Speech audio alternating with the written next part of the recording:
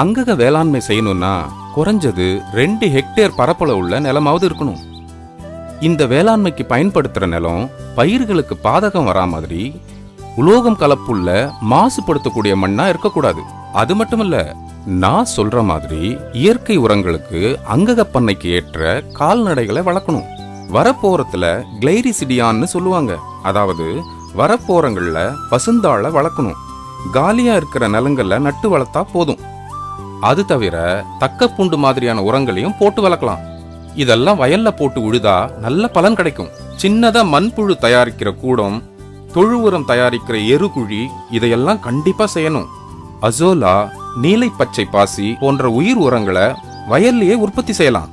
இப்ப உள்நாட்டு சந்தையில மட்டும் இல்ல, வெளிநாட்டு சந்தைக்கும் விளையிற தானியங்கள், காய்கறிகளை அனுப்பணும்னா சாதாரண உழைப்பு பத்தாது. உற்பத்திய எப்படி பெருக்கணும்னு முன்கூட்டியே திட்டமிட்டா தான் முடியும். உயிரியல் கட்டுப்பாட்டு முறையில பயிர்களை பாதுகாத்து என்னென்ன வசதிகள் இருக்கோ அதன் பிரகாரம் செய்யறது ரொம்ப நல்லது. பயிர் சுழற்சி கடைபிடிக்கப்படுறதால ஒரு பருவத்துல வர பூச்சிகள் அடுத்த பருவத்துக்கு வரவே வராது. இன்னொன்னும் செய்யலாம். விளக்கு பொறிகளை வைக்கலாம். பூச்சிகளை கவர்ந்து இழுக்கிற பொறிகளையும் வயல்ல வைக்கலாம். நீங்க சொன்னது பூராவும் அங்கக வேளாண்மைக்கு தேவையான முன்னேற்பாடுன்னு புரியுதுன்னு. அப்படி சொல்லு மச்சான். அங்கக வேளாண்மைன்னு சொன்னீங்க, அதை பத்தி கொஞ்சம் விவரமா சொல்லுங்களேன், தெரிஞ்சுக்கிறோம். கண்டிப்பா சொல்ற மாப்ள. அங்கக பண்ணையத்தை எப்படி அமைக்கிறதுன்னு தெரிஞ்சுக்கிறது ரொம்ப நல்லது. அதாவது இந்த அங்கக பண்ணை நம்மால தேர்வு செய்யப்பட்ட வயல்வெளியில ஒரு பக்கமா ஒரு அங்கமா ஏற்படுத்தணும். அதனால ஒதுக்கப்பட்ட இடங்கள்ல நம்மால மேற்கொள்ளப்படும் வேலை எதுவும் பாதிக்காது. அதாவது அங்கக பண்ணைக்காக உண்டாக்கப்பட்ட வயலை சுத்தி 5 மீட்டர் உயரத்துக்கு வரப்பு போடணும்.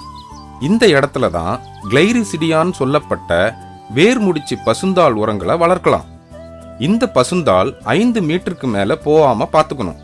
இந்த செடியிலிருந்து வளர்ந்து உதிரும் இலைகள் அங்கக பண்ணை வயல்லையே விழுந்துரும். பின்னால வயலுக்கு உரமா மாறிடுது. வயலுக்கு மண்புழு தேவைன்னா என்ன பண்ணணும்னு நல்ல சமயத்துல ஞாபகப்படுத்தின புண்ணி. மண்புழு தேவைக்கு 3 டன் அளவுல மண்புழு உரக்கூடம் அமைக்கணும்.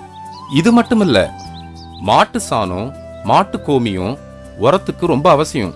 உரம் தயாரிக்க 200 லிட்டர் கொள்ளளவு கொண்ட 5 சிமெண்ட் தொட்டிகளை முதல்ல கட்டணும். அதே மாதிரி சின்ன சின்ன மீன் பண்ண குட்டைகளை அமைச்சு 5-6 வாத்துக்களையும் வளர்க்கலாம். அங்கக பண்ணையில வளர பசுந்தாள் உரங்கள் 2 ஹெக்டேருக்கு போதுமானதா வளருமான்னு? தேர்வு செய்யப்பட்ட 2 ஹெக்டேர் வயலை 6 சமபங்கா பிரிச்சுக்கணும். அதுல ஒவ்வொன்னுத்துக்கும் 1.5 மீட்டர் அகலத்துக்கு வரப்புகளை போடணும். இந்த வரப்பு உரங்கள்ல கிளைரிசிடியா விதைகளை விதைக்கணும். 3 வருஷம் போனா வேண்டுமான அளவுக்கு பசுந்தாள் உரங்கள் நமக்கு கிடைக்கும். 3 வருஷத்துக்கு அப்புறம் 5 மீட்டர் நீளத்துக்கு சுமார் 5 கிலோ அளவுக்கு தழைச்சத்து நமக்கு கிடைக்கும். இப்படி நம்ம கணக்கு போட்டா 1 ஹெக்டேர் வயல் வரப்புகள்ல 22 கிலோ தழைச்சத்து நமக்கு கிடைக்கும். வருஷம் ஜாஸ்தி ஆகி 7வது வருஷம் சுமார் 77 கிலோ அளவுக்கு தழைச்சத்து நமக்கு கிடைக்கும். இன்னும் இருக்கு. வருஷம் காரி பருவத்துல சாகுபடி செய்யறதுக்கு முன்னாடி ஏக்கருக்கு 1.5 டன் அளவுக்கு மண்புழு உரம் போடணும். 100 கிலோ ராக் பாஸ்பேட்டையும் 5 கிலோ பிஎஸ்பியையும் போடணும். இந்த வயல்ல 3 முடிச்சு உள்ள பயிர் வகைகளை விதைக்கலாம். 60 நாள் வயதுடைய உளுந்து, மத்திய வயதுடைய தட்டைப்பயிறு, நீண்ட வயதுடைய துவரை, இப்படி வரிசையா மாத்தி மாத்தி விதைக்கலாம். இந்த மாதிரியான பயிர்களுக்கு 200 லிட்டர் அளவுள்ள மாட்டு சாணம், கோமியத்துல தயாரான உரமெல்லாம் போடணும். மண்புழு உரக்கூடத்திலிருந்து தண்ணீரெல்லாம் வெளியில விட்டுரும் இல்லையா, அதெல்லாம் வேஸ்ட் பண்ணாம அந்த தண்ணீரை சேகரிச்சு வளர்ந்த பயிர் மேல தெளிக்கலாம். இந்த மாதிரி பயிர் செய்யப்பட்ட தானியங்களை பறிக்கிறோம். அதோட நம்ம சும்மா விட்டுறக்கூடாது. காய்கறிகளை பறிச்சதும் மீதியா இருக்கிற காய்ந்த தண்டு இலைகளை வயலிலே போட்டு விழுதா அது அடுத்த போகத்துக்கு உரமா அமைஞ்சிடும். எல்லா பருவத்துக்கும் ஒரே மாதிரி விவசாயம் பண்ணக்கூடாதுன்னு சொன்னா உங்க மாப்பிள்ள எங்க கேட்கவே மாட்டேங்கிறாரு. எடுத்து சொல்லுங்க. ஒவ்வொரு பருவத்துக்கும் இன்னது இப்படித்தான் பயிரிடணும்னு ஒரு கணக்கு இருக்கு மாப்ள. இப்ப ரபி பருவம் வருதுன்னு வச்சுக்கீங்களேன், சிறுதானிய பயிர்களை நம்ம விதைக்கலாம்.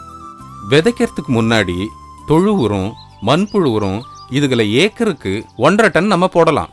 கூடவே நொதித்தல் முறையில தயாரான பஞ்சகவ்யம், கோமுத்ரா போன்ற திரவ உரங்களையும் உபயோகப்படுத்தலாம். இதுல பஞ்சகவ்யன்றது கோமியம், தயிர், வெல்லம், பால், வாழைப்பழம் இதுகெல்லாம் கலந்தது தான் பஞ்சகவ்யங்கிறது.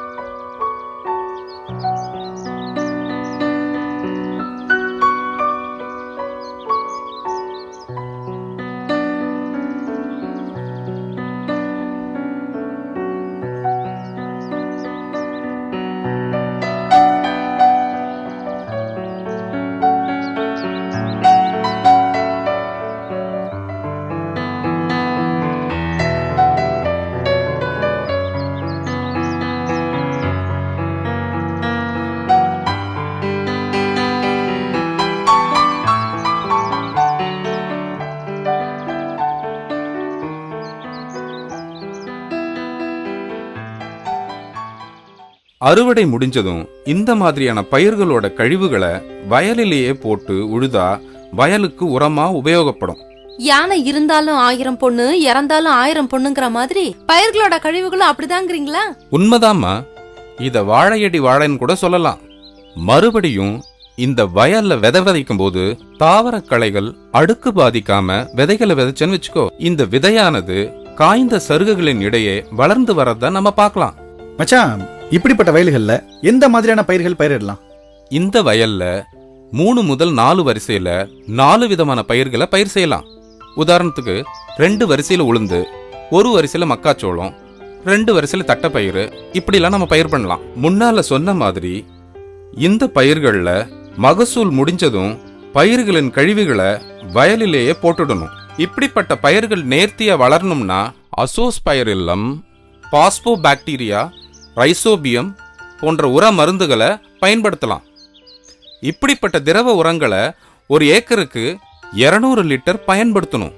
இந்த உரத்தை விதை விதைக்கும் போது விதைச்சி 25ஆம் நாள்லையும் 45ஆம் நாள்லையும் உபயோகப்படுத்துறது பயிர்களுக்கு ரொம்ப நல்லதா இருக்கும். இதுல அதிகப்படியான உரம் சாப்பிட்ற பயிர்களும் இருக்கு. அப்படிப்பட்ட பயிர்களுக்கு சாகுபடி செய்யும் பொழுது மண்புழு போன்ற உரக்கழிவுகளை நிரம்ப பயன்படுத்தலாம். இது போன்ற பயிர்கள் பயிரான பிறகு அதே நிலத்துல வேர்முடிச்சு பயிர்களை பயிரிட்டா நல்லா வளரும். விதைகள் உற்பத்தி மச்சான், இந்த விதைகளுக்கு உற்பத்தி பாதிக்காம இருக்கிறதுக்கு என்ன பண்ணலாம்? விதைகள் உற்பத்தி ஆகிறதுக்கு முன்னாடியே களைகளை பிடுங்கிட்டா உற்பத்தி ஆகிற பயிர்களுக்கு எந்த பாதிப்பும் இல்லை. ஆனா அந்த களைகளை பிடுங்கி வெளியே போடாம வயல்லையே போட்டு மக்க செய்யணும். ஆக எல்லா பருவத்திலையும் பயிர் சாகுபடி செய்யும் போது முந்தைய பருவத்துல சாகுபடி செய்யப்பட்ட பயிரின் கழிவுகளை வயலுக்கே உரமாக போடுறத நாம மறந்துடக்கூடாது. என்ன ரசாயன உரங்களுக்கு பதிலா மாத்து உரங்களை பயன்படுத்துறது நல்லதுன்னு சொன்னீங்கல்ல, அது எப்படி? அது எப்படின்னா, இயற்கை உரமான மாட்டுச் சாணத்துல பயிர்களுக்கு தேவையான முக்கிய சத்து இருக்குமா?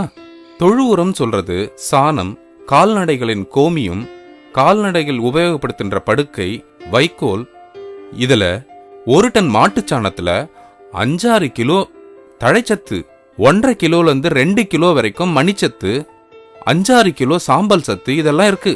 இதுதான் மண்ணோட வளத்தை கூடுதலாக்கும் சொல்றேன். தேங்காய் நார் கூட உரத்துக்கு பயன்படுறதான்னு ஏற்கனவே நீங்க சொல்லிருக்கீங்க. தேங்காய் நாருன்னு சாதாரணமா சொல்லிடக்கூடாதுமா. இந்தியாவுல மட்டும் தென்னை நார் கழிவு 7.5 மில்லியன் டன் உற்பத்தி செய்யறாங்கன்னா பாத்துக்குங்களேன். மக்க செய்த நார்கழிவு செறிவூட்டப்பட்ட நார்கழிவா பதம் செஞ்சு தொழு உரத்துக்கு மாத்து உரமா பயன்படுத்தலாம். இதுக்கு புளூரோட்டஸ், ஆப்சர்ஜில்ஸ், ட்ரைகோடர்மா போன்ற பூஞ்ச உயிர்களையும் உபயோகப்படுத்துறாங்க.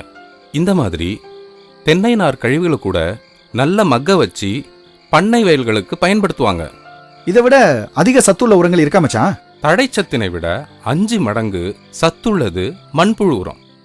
மணிச்சத்தினை விட 7 மடங்கும், சாம்பல் சத்தினை விட 11 மடங்கும் அதிக சத்துள்ளதுதான் மண்புழு உரம்.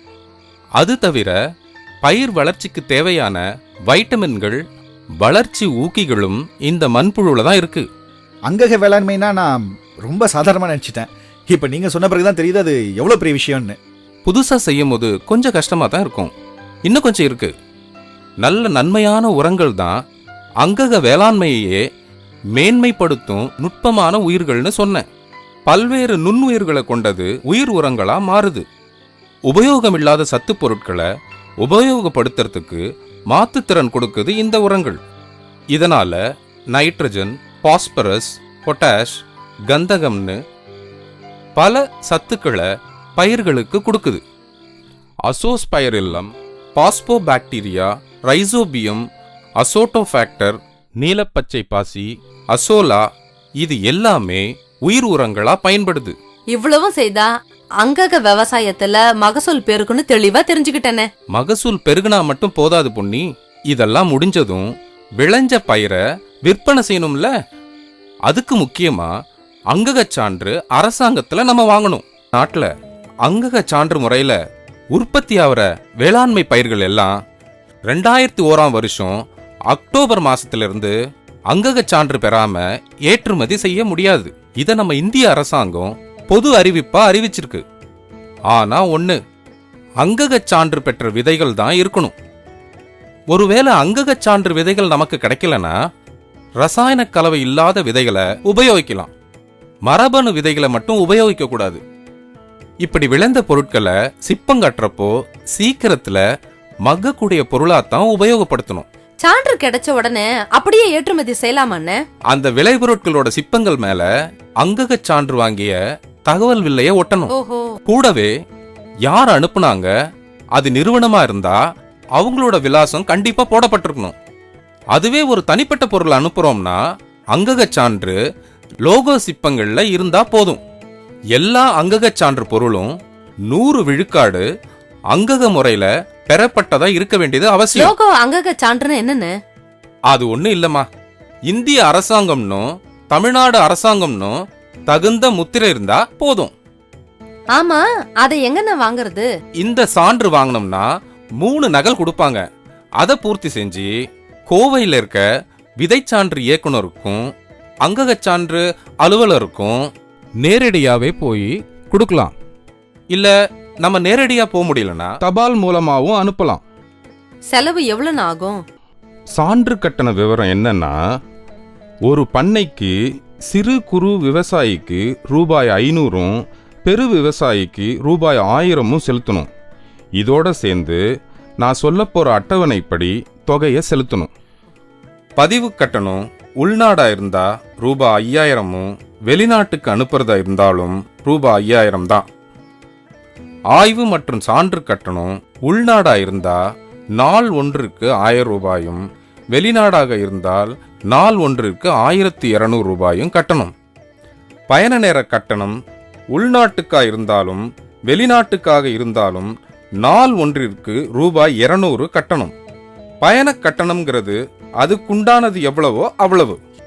பயன் சான்று வாங்கணும்னா உள்நாட்டுக்கு ரூபாய் 1000, வெளிநாட்டுக்கு ரூபாய் 1500. வாங்கின சான்றுல மாறுதல் தேவைப்பட்டா உள்நாட்டுக்கு ரூபாய் 500ம் வெளிநாட்டுக்கு ரூபாய் 1000ம் கட்டணும். கொண்டு போற பொருள் சரிதானான்னு பரிசோதனை பண்றதுக்கு என்ன செலவு உண்டாகுதோ அதுக்கு தகுந்தா மாதிரி செலுத்தணும். உழைப்புக்கேத்த வருமானம் அங்கக வேளாண்மை மூலமா கிடைக்கும்ன்றத முழுசா தெரிய வச்சிட்டீங்க மச்சான். நம்பினார் கெடுவதில்லைன்ற மாதிரி பெரியவங்க சும்மாவா சொல்லி வச்சிருக்காங்க. அங்கக வேளாண்மையானது சுற்றுச்சூழல், மேலாண்மை, இடம், நடைமுறை இதெல்லாம் மனசுல ஏத்தி சந்தோஷமா செஞ்சாதான் மூலதன பொருளை சிக்கனமாக்கி ஆரோக்கியமான வாழ்க்கை வாழ முடியும். மச்சான், அப்போ நம்ம நிலம் பூராவும் அங்கக வேளாண்மைக்கு அர்ப்பணிக்கலாம்னு முடிவு பண்ணிட்டேன் மச்சான். பொன்னி, நீ என்ன சொல்ற? கரெக்ட்டுங்க. இந்த அங்கக வேளாண்மை முறையில பயிர் பண்ணாக்கா அது நம்மள மட்டும் இல்லாம நம்ம சந்ததிகளையும் வாழ வைக்கும். விவசாயம் செஞ்சு நானும் பார்த்தேன், இந்த அங்ககத்தால் நானும் பொருள் சேர்த்தேன். சொன்னது நீ விளைய வச்சா பூமிதான், சந்ததிய வாழ வைக்கும் சாமிதான்.